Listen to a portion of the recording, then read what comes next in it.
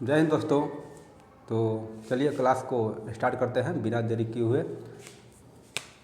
चलिए, जनजातीय विकास संबंधी विविध मत। जनजातियों के लिए पंचशील सिद्धांत नेहरू जी ने दिया तथा उन्होंने सुझाव दिया कि आदिवासी बोली के लिए देवनागरी लिपि प्रयोग करना उचित है। ठीक है, फिर से एक बार क्वेश्चन। जनजातियों के लिए पंचशील सिद्धांत नेहरू जी ने दिया।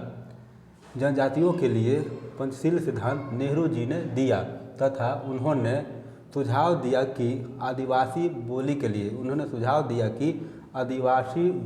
लिए देवनागरी लिपि प्रयोग करना उचित है। ठीक है, तो चलिए आगे। वेरियर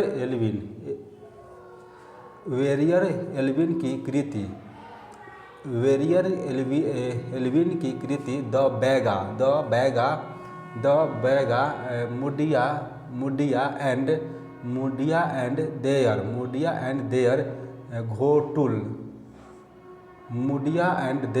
घोटुल है। ठीक है, उन्होंने जनजातियों के लिए नेशनल पार्क बनाने का विचार दिया। उन्होंने जनजातियों के लिए नेशनल पार्क बनाने का विचार दिया। प्रमुख जनजातीय अध्ययन कमार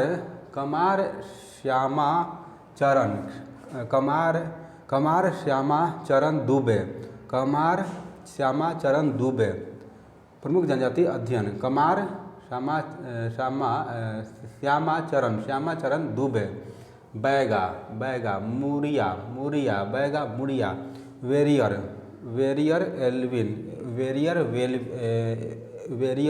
एल्विन। घुरिये ने आदिवासियों को पिछड़े हिंदू कहा। घुरिये ने आदिवासियों को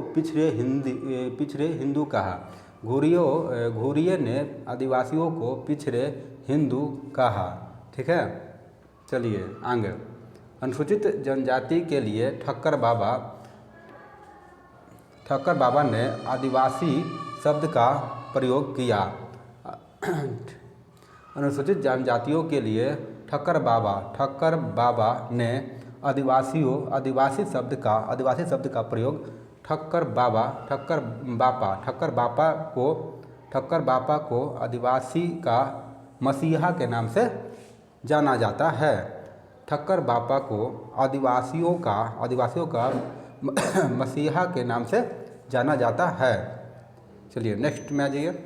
1948 में डॉक्टर राजेंद्र प्रसाद के साथ ठक्कर बापा ने भारतीय आदिम जाति सेवक संघ की स्थापना की। फिर से एक बार क्वेश्चन। 1948 में डॉक्टर राजेंद्र प्रसाद के साथ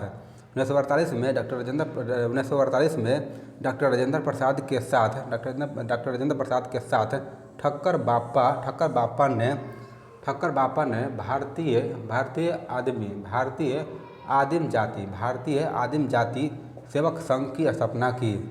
क्वेश्चन पूछेगा भारतीय आदिम जाति सेवक संघ की स्थापना कब हुआ था, तो 1948।